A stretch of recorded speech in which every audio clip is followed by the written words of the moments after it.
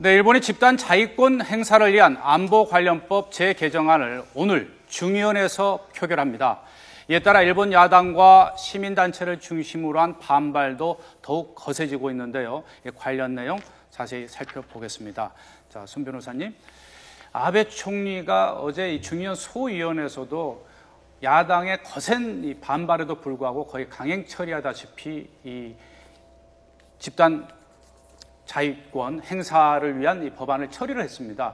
이 집단 자위권이 도대체 뭐길래 이렇게 이 아베 총리가 집착하는 겁니까? 그러니까 일본이 사실 원죄가 있습니다. 2차 세계대전에 침략 전쟁을 일으킨 국가라는 측면에서 평화헌법이 제정되게 됐죠. 먼저 다른 사람을 침략하면 안 되고 우리 국내의 어떤 무력 행사는 나만의 자위권을 행사하는 데 그쳐야 된다. 최소화해야 된다. 이것이 평화헌법의 원칙적인 모습인데 계속 헌법을 해석을 관대하게 함으로써 그 자위권을 확대하는 측면으로 해석을 했습니다. 그 와중에 집단적 자위권, 즉 국내에 어떤 무력이나 침략이 없다고 하더라도 동맹국이나 제3국이 이런 침략을 방하게 되면 우리도 공격할 수 있는 집단권 자위권을 행사할 수 있다라고는 법제를 한다는 것은 국비를 굉장히 증가하고 군사력을 증강시키고 자위권의 행사를 굉장히 확대시키는 측면에서 일본이 과거의 원죄를 씻기에는 좀 부족한 평화헌법의 취지를 모색하는 측면이 있고 언제든지 침략을 도발할 수 있는 군비를 증강할 수 있다는 측면에서 좀 논란이 되고 있습니다. 네, 그동안은 방어만 해온 나라였는데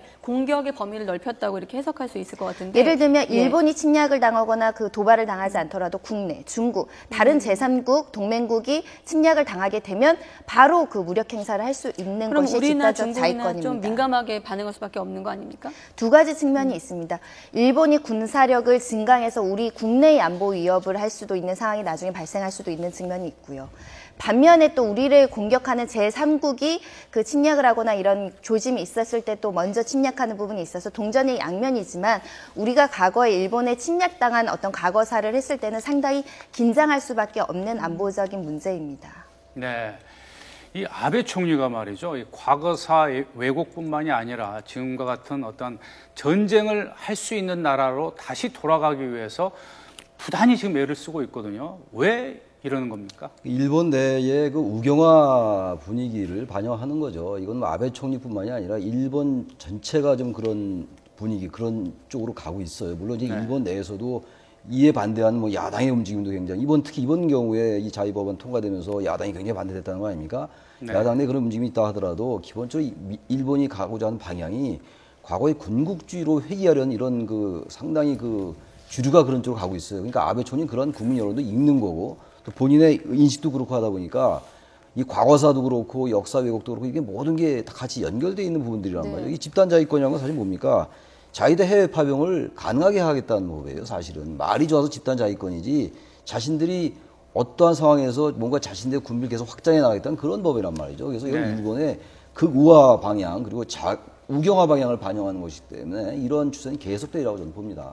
네, 사실 이 아베 내각은 이제 집권 여당이 워낙 의석을 많이 차지하고 있기 때문에 뭐 야당이 또 뭐 역사학자들, 시민단체가 반대하고 있지만 별다른 뾰족한 수가 없죠.